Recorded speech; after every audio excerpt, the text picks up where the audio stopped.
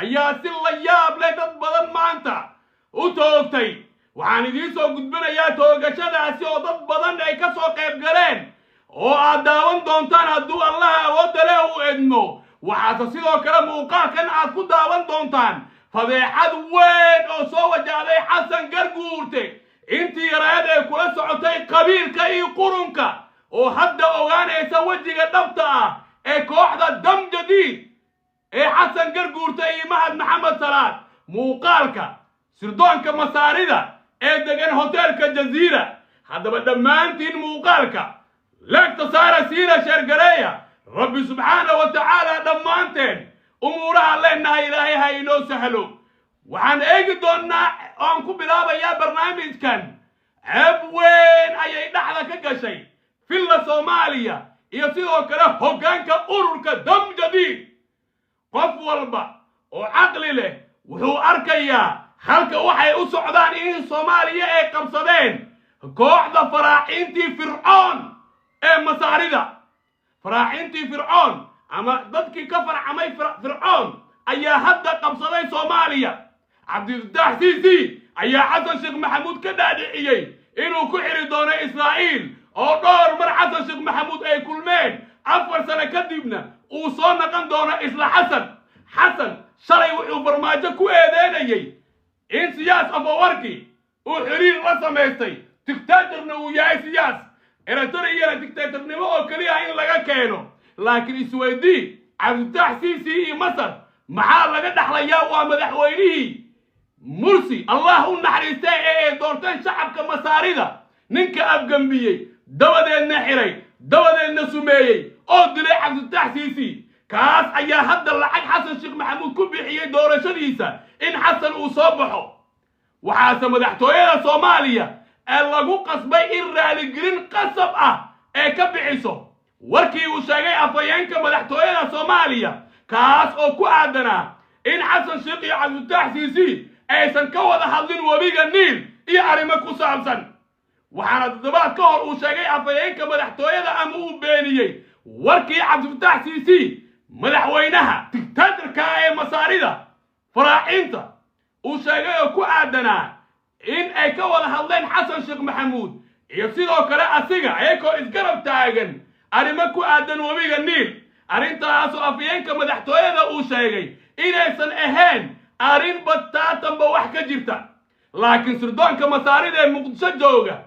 iyo kuwa masar ayaa dable mahad maxamed salaad oo ka tirsan sirdoonka masaarida xilligii la qorayayna dhiganaya jaamacadda masar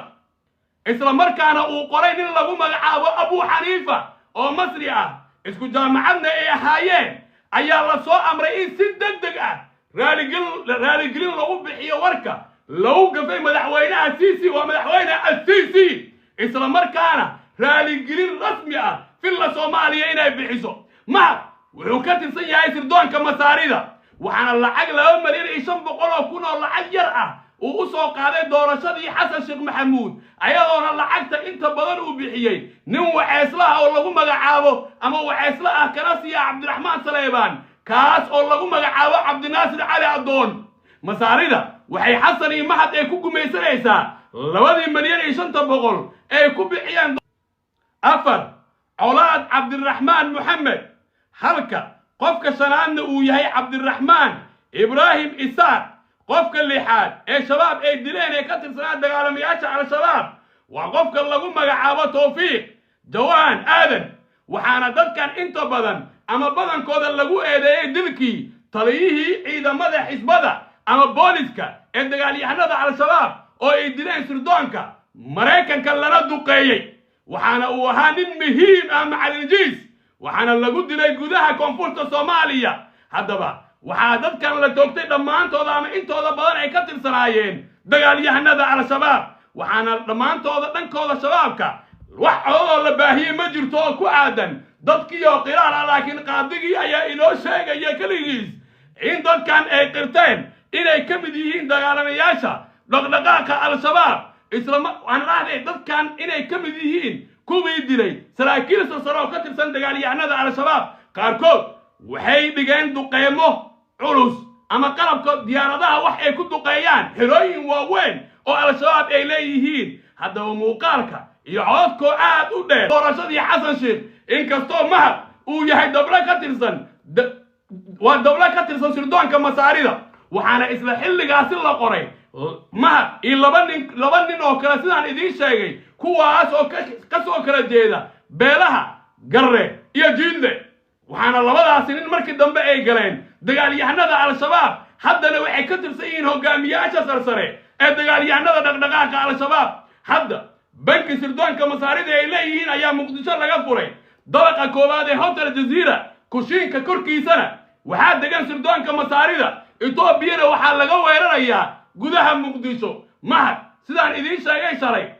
wuu dhimanayaa waxaana dilaya laba midkood waa sirdoonka masaarida ama kan etoobiya haddaba ogaw in soomaaliya ay qabsatay masar aqri warka uu soo saaray afhayeenka madaxtooyada oo lagu qasbay in cabdifatax siisi uu siiyo raaligelin buuxdo oo ku aadan hadalkii uu ku beeniyey madaxweynaha masar soomaaliya halkaas ayay maraysaa mar hore ayaan idiin sheegay in farmaajo loo xiisi doono haddii xasan sheekh maxamuud uu ku eedeynayay farmaajo in dictator siyaas qofowarki saaxiib uu la naqday bal eeg cabdifatax siisi oo dilay hogaamiyihii muslimka ahaa muslimka sunniga ahaa allah u naxariista asayid mursi raximahu allahu tacaala raxmatan waasica ayaa hadda haysta xasan ayadoona wiilka xasan mahad maxamed salaad naasa weynana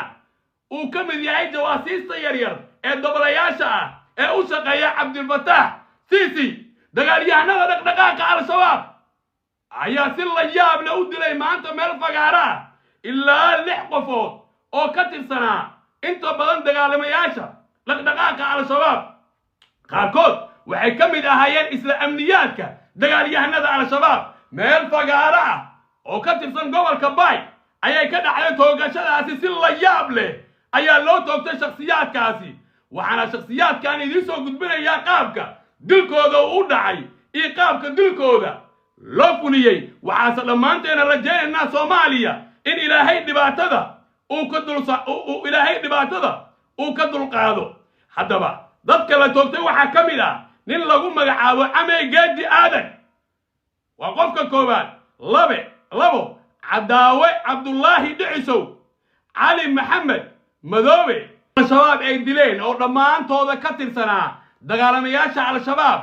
waxaa la sheegay in ay yihiin kuwa la shaqaynayay sirdoonka maraykanka iyo kuwa soomaalida waxaana dhankooda ay sheegeen qaadiga xukunka ridayay uu sheegay in ay qirteen oo ay ayaga dhankooda qiraan ay yihiin inay ka dambeeyeen dilal ka dhacay gudaha deegaanada koonfurta soomaaliya inkastoo ila madax bannaan aysan jirin marka laga reebo qaadiga waxaana lagu toogtay meel fagaaro ah oo ay ka qayb galeen dad aad u tiro badan kuwaasi oo daawanayay qaabka ay u dhacayso dilka lagu fuliyey 6 qofood ee magacyadooda aan idiin soo sheegay kuwaasi oo intooda badan ka mid ahaa amniyaadka al-shabaab ayaa dhalinyaro ayaga ka tirsan loo dhiibaa qalabyada ama inta badan waxaa loo dhiibaa qalabka lagu dilo hogaamiyaasha al-shabaab ka tirsan ninkan la dilay yuusuf jiis iyo sidoo kale nin kaloo lagu magacaabi jiray waa nin kale oo lagu magacaabi jiray kumaandoos ayaa raggii dilay la soo bandhigay maanta kuwaasoo ka tirsanaa isla al-shabaabka waxaana lagu toogtay fagaaro ku yaal gudaha